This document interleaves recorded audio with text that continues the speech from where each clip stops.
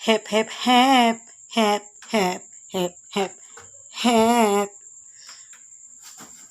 Nakuha mo nga yung asawa ko. Naanol mo nga yung kasal namin. Dati ako ang asawa, ngayon ikaw na.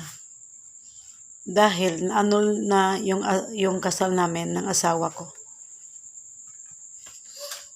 Masaya ka na ba, girl, sa ginawa mo? Anong pinakain mo sa asawa ko? Dahil sa dinami-dami ng mga lalaki dyan, girl, bakit ka pa sa asawa ko pa pumatol? For me lang ha, bubo ka ba? Maganda ka naman, matangkad ka naman, girl. Bakit sa may asawa pa at bakit sa asawa ko pa? Girl, gusto kong malaman mo, wala kang talagang ipagmalaki sa akin.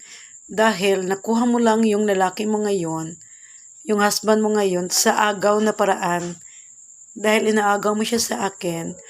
Girl, kahit ikaw na yung asawa ngayon, dahil na-annulled na ang kasal namin ng asawa ko, gusto kong malaman mo, kahit baliktarin pa man natin ang mundo, isa lang ang matatawag namin at matatawag ko sa iyo, isa kang kabet.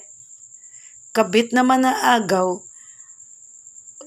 pinakasalan ka nga, pero tumanda ka, mamatay ka, pero para sa amin, isa ka pa ring kabet na manaagaw na may asawa na may asawa, girl.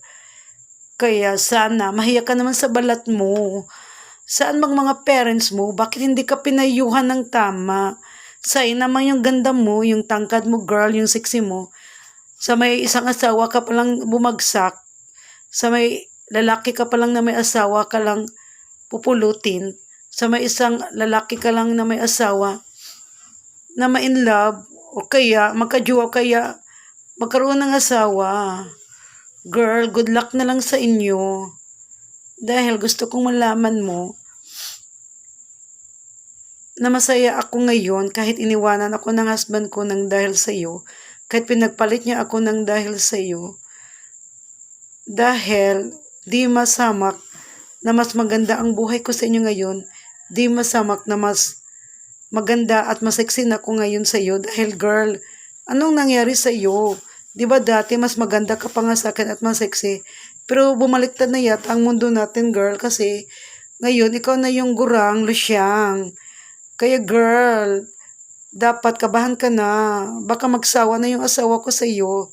Baka mauntog na yan sa iyo. Baka isipan pa niyang iiwan ka at maghanap tuloy ng ibang kabet.